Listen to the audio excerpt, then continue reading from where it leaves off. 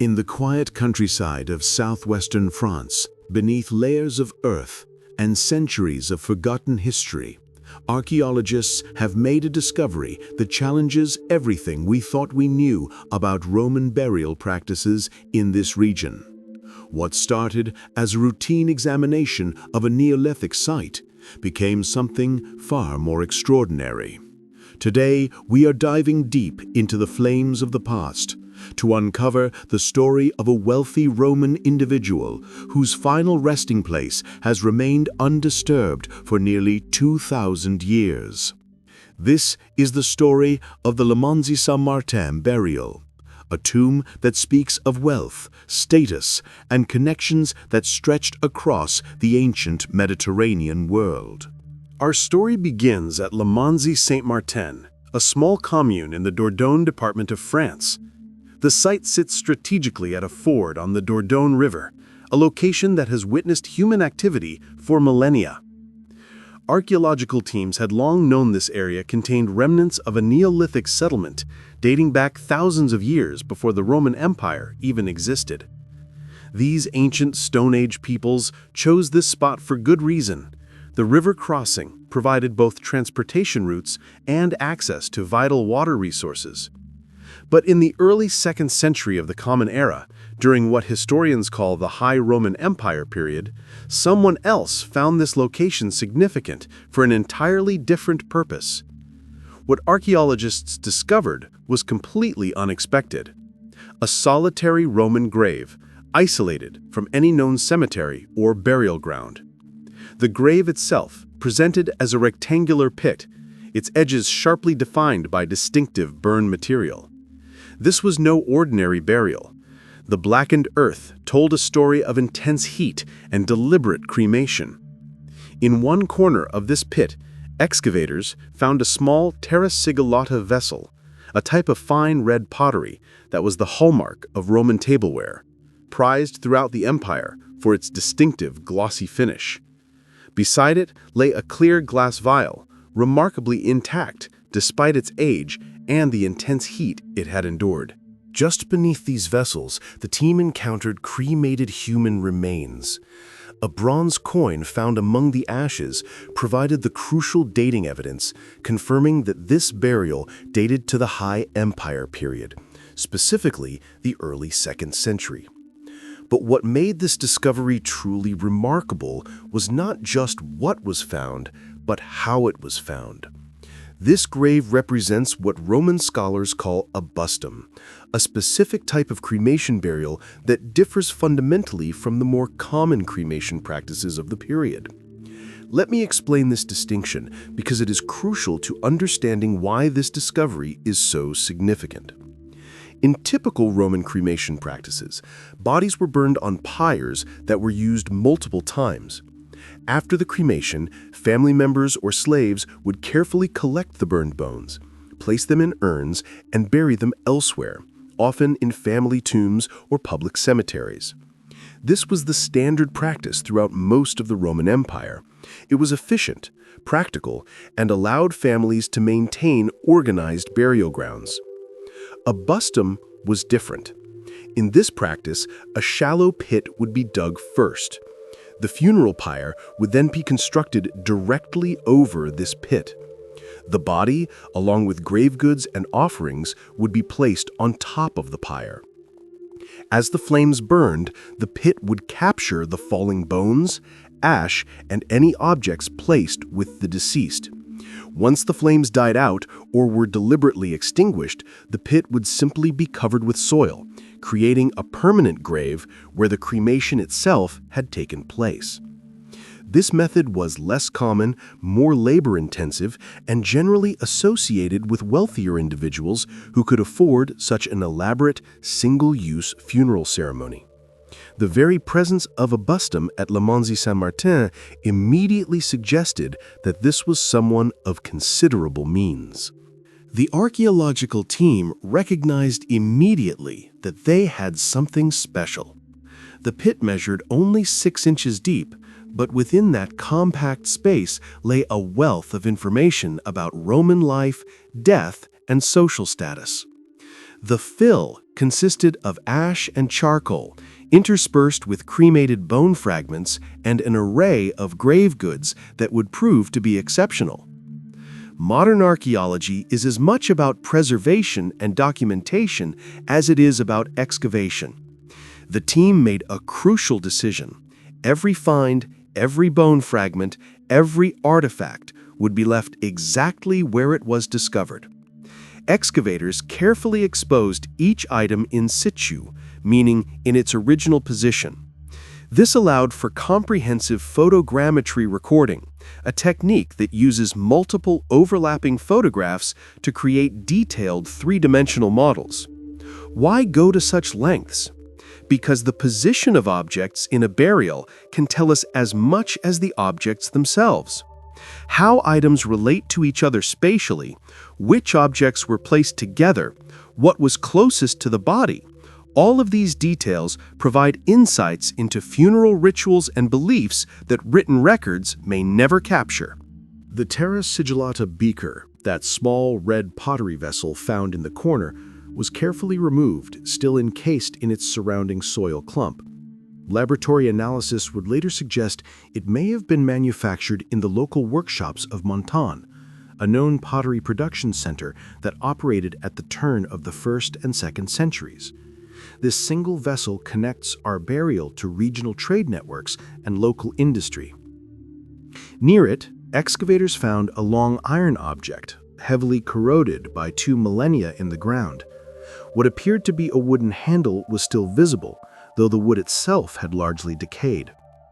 Rather than risk damaging it during field excavation, this object too was removed in its soil block, to be X-rayed and carefully excavated under controlled laboratory conditions. Was it a knife, a tool, a symbol of authority, or profession? These questions await answers. But the most spectacular finds emerged from the southern end of the pit. Here, concentrated in a relatively small area, lay evidence of extraordinary wealth. A group of approximately 10 coins, including sestertii and asses, 2 denominations of Roman bronze coinage, were interspersed with small gold sheets. These delicate gold fragments may have once decorated a purse or case that held the coins. The organic material long since decomposed, but its precious metal embellishments surviving. Among the cremated bone remains, excavators discovered a cluster of crystals, likely once mounted on an organic base like leather. Perhaps these formed part of a decorative object, a religious item, or personal adornment. In total, 22 gold objects emerged from the ashes: sheets, wires, and droplets. But 3 items stood out as truly exceptional. First, a bracelet crafted from a twisted band of gold, ending with an elegant loop clasp. The workmanship speaks to skilled metalworking, the kind of jewelry that would have been worn by someone of considerable social standing. Second, what appears to be a bulla, a bubble-shaped pendant with deep significance in Roman culture. Young men from wealthy Roman families received bullae as protective amulets worn throughout childhood and dedicated to the household gods upon reaching adulthood. The presence of a bulla in this grave suggests not just wealth, but membership in the upper echelons of Roman colonial society. But the crown jewel of this burial, both literally and figuratively, is an intaglio ring. The intense heat of the cremation pyre had deformed the ring as it fell into the collapsing structure, but its significance remains clear. The ring features a claw-shaped bezel, a setting designed to hold a small engraved gem. This intaglio, made of a material researchers are still working to identify, possibly rock crystal, is remarkably small but bears an inscription of profound interest. Engraved in Greek alphabet letters are 7 characters, Allallé. Why Greek letters on a ring in Roman Gaul? The presence of Greek inscriptions in Roman contexts is not unusual. Educated Romans often used Greek, which was considered the language of culture and sophistication throughout the empire. But finding such an inscription in southwestern France, far from the Mediterranean heartland of Greco-Roman culture, raises fascinating questions. Was Allallé the name of the deceased? Was it a term of endearment, a religious invocation, or perhaps a philosophical motto? Epigraphic researchers, specialists in ancient inscriptions, will now work to decode this mystery.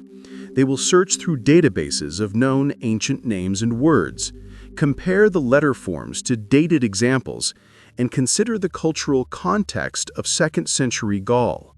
This remarkable burial at Lamonzie-Saint-Martin is not an isolated phenomenon.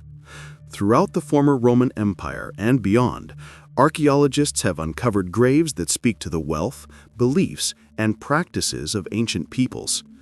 Let us explore some of the most significant parallel discoveries that help us understand our French burial in a broader context. The Prittlewell Prince Burial, England. In 2003, in the town of Prittlewell in Essex, England, road construction workers stumbled upon what would become known as one of Britain's most significant Anglo-Saxon discoveries. Dating to the late 6th or early 7th century, this burial chamber contained a wealth of grave goods that rivals even royal tombs. The burial chamber itself was a large wooden structure that had collapsed over time, but its contents remained largely intact. Unlike our cremation burial in France, this was an inhumation burial, with the body laid out in a wooden coffin. The preservation conditions allowed for the survival of objects that rarely survive: drinking vessels, gaming pieces, gold foil crosses, and even the remains of a lyre, a stringed musical instrument. What connects this burial to our French discovery is the presence of coins and precious metal objects, and more importantly, the status they represent. Both burials speak to individuals who held significant power and wealth in their respective societies. The Prittlewell burial has been tentatively identified as that of King Sybert of Essex, who converted to Christianity, hence the Christian symbols mixed with traditional grave goods. The Hochdorf chieftain's grave, Germany. Moving back in time to approximately 530 before the Common Era, we encounter the Hochdorf chieftain's grave in Baden-Württemberg, Germany. This Celtic burial predates the Roman Empire, but demonstrates that elaborate burials with rich grave goods have deep roots in European culture. Discovered in 1978, this burial was found beneath a large burial mound. The central chamber contained a Celtic chieftain laid out on an extraordinary bronze couch decorated with scenes of vehicles and dancers. Around him were arranged bronze vessels for feasting, including a massive cauldron capable of holding about 100 gallons of mead, still containing traces of honey when discovered. The chieftain wore gold ornaments, including a torque, a neck ring that was a symbol of high status in Celtic society, and gold bracelets. His shoes were decorated with gold bands, and near his feet was a four-wheeled wagon, likely a ceremonial vehicle. This burial shares with Lamonzie-Saint-Martin the emphasis on personal ornaments in gold, the inclusion of vessels for food and drink, and the overall message of high social status. Both represent individuals who commanded significant resources and respect in their communities. The Varna Necropolis, Bulgaria. To understand just how ancient the practice of elaborate burial with precious metals is, we must travel to the Varna Necropolis in Bulgaria. Dating to between 4,600 and 4,200 before the Common Era, this is the oldest known site where worked gold objects have been found. Discovered in 1972, the necropolis contains about 300 graves. Some graves contain actual human remains, while others are cenotaphs, symbolic graves without bodies. The most spectacular, Grave 43, contained the remains of a high-status male buried with over 990 gold objects weighing more than 3 pounds in total. The gold objects include ornaments for clothing, bracelets, necklaces, and symbolic items. The sheer quantity of gold in these burials at such an early date revolutionized our understanding of early metalworking and social stratification. Like our French burial, the Varna graves demonstrate how humans have long used precious materials in funerary contexts to express status, belief, and identity. The royal tombs of in modern-day Iraq, dating to approximately 2600 before the Common Era, represent some of the most spectacular burial discoveries ever made. Excavated by Leonard Woolley in the 1920s and 30s, these Sumerian tombs contained not just the buried rulers, but also retainers, servants, and guards who apparently died to accompany their masters into the afterlife. The principal burials were accompanied by extraordinary wealth: gold and lapis lazuli jewelry, musical instruments decorated with precious materials, elaborate headdresses, and objects of daily life transformed into precious works of art. The famous Standard of a wooden box inlaid with shell and lapis lazuli showing scenes of war and peace, came from these tombs. What makes these tombs particularly relevant to our discussion is the evidence of funeral ceremonies. Like the Bustum burial in France, these tombs show evidence of rituals performed at the time of burial, though the tombs are far more elaborate. Both demonstrate that the funeral itself was an important public event, a statement about the deceased's position in society. The Moche royal tombs of Sipan, Peru.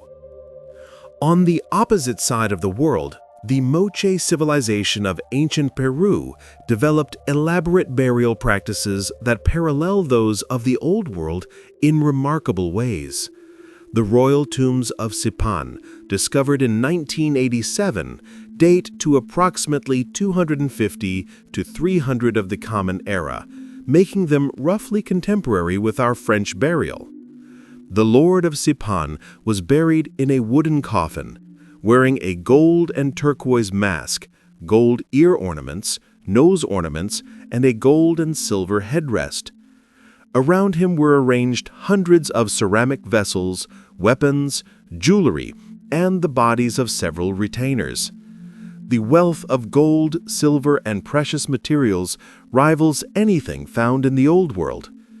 What is particularly striking is that despite the vast geographical and cultural distance between Roman Gaul and Moche Peru, both societies used similar strategies to express status through burial.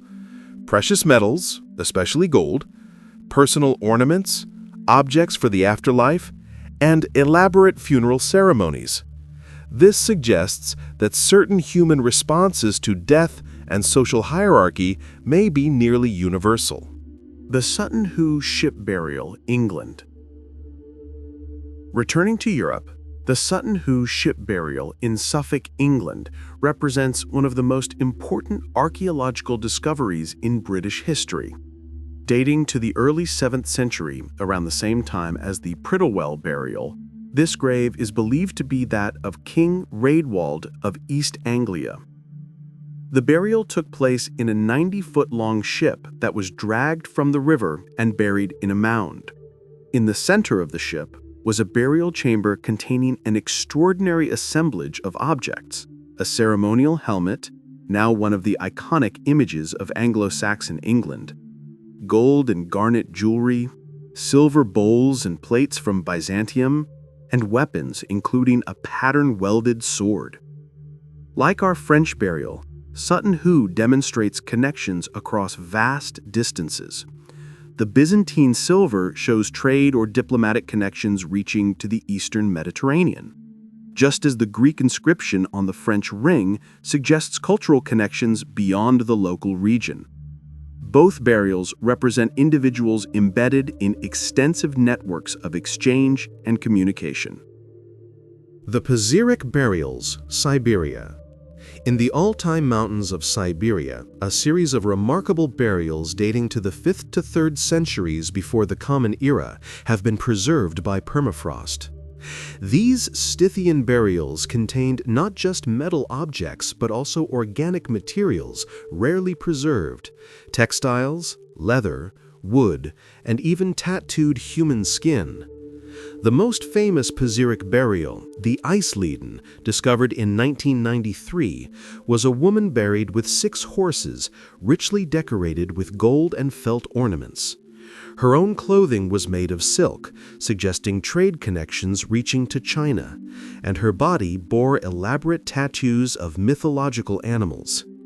These burials share with Lamonzie-Saint-Martin the inclusion of personal items that identify the individual, jewelry, clothing ornaments, and objects that speak to cultural identity and connections to distant regions.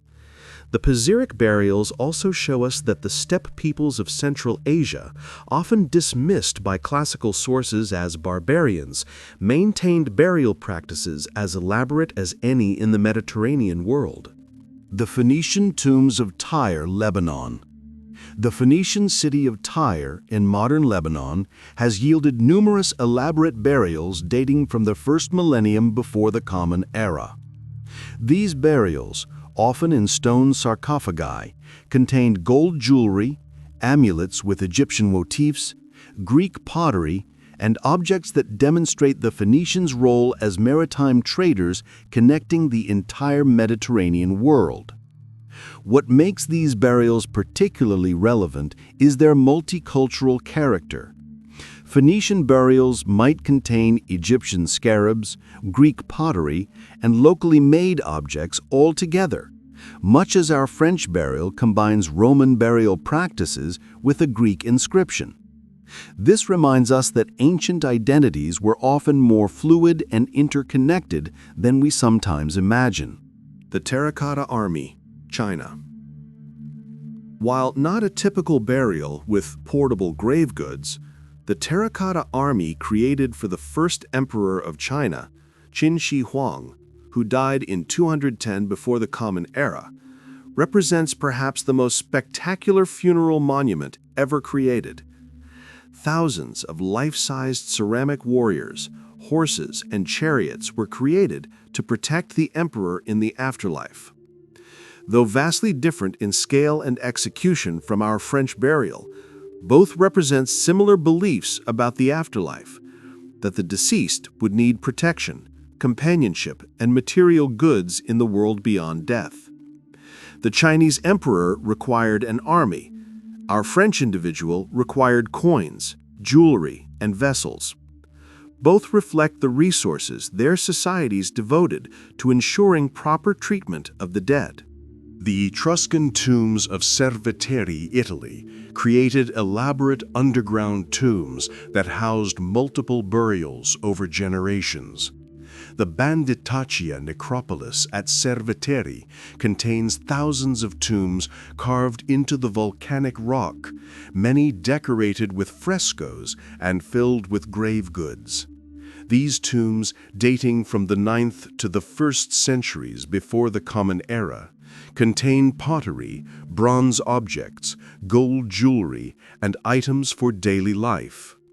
The Etruscans, who heavily influenced early Roman culture, practiced both cremation and inhumation burial, sometimes within the same families and time periods. The connection to our French burial is direct. The Romans adopted many of their burial practices from the Etruscans. The use of terra sigillata pottery, the inclusion of coins for the journey to the afterlife, and the mixture of personal ornaments with vessels for food and drink all have Etruscan precedents.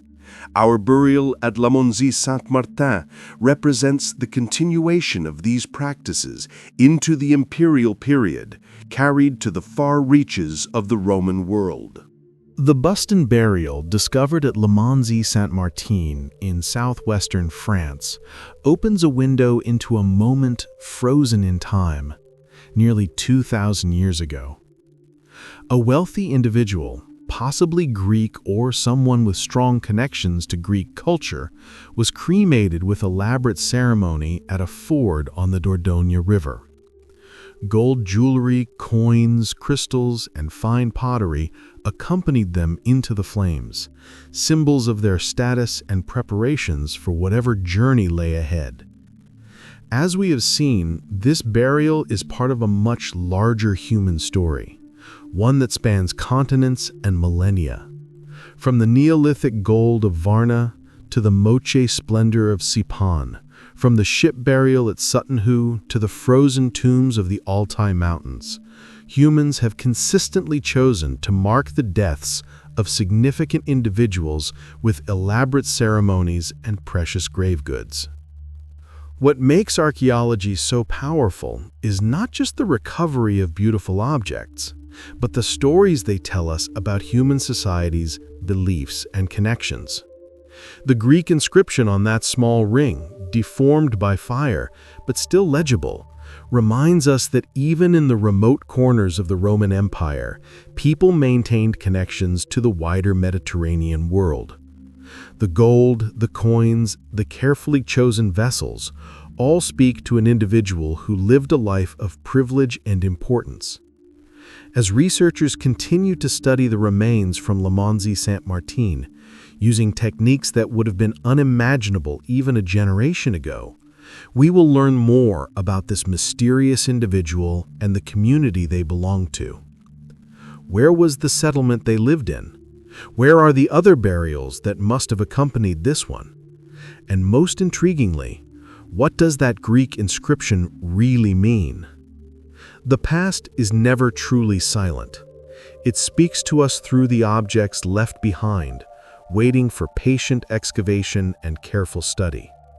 And sometimes, if we listen carefully enough, we can hear the stories of individual lives lived and lost 2,000 years ago that still have something to teach us about what it means to be human.